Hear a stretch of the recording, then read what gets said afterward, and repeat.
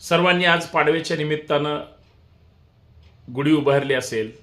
आम्ही मात्र घरात आणि बाहेर भगवा झेंडाच उभा केला.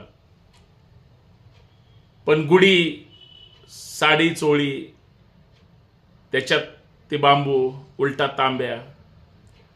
पण आदल्या दिवशी मात्र तिथीनुसार छत्रपती संभाजी महाराजांचा स्मृती दिन साजरा केला जातो.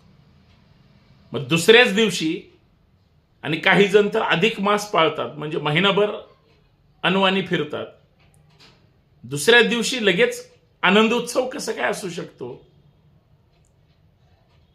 आता तरी बदल करा. पाडव्याला घरावर भगवा झेंडाच उभा करा आणि इथून पुढे आयुष्यभर तेच करा. म्हणून मी दिवसभर नाही सांगितलं, पण आता संध्याकाळी सांगतोय. कारण परिवर्तन हे विचारांमधून झालं पाहिजे. एक छावा चित्रपट बघून तुमच्यातला शिवप्रेमी जागा होतो, मावळा पेटतो, शंभूराजांची आठवण येते.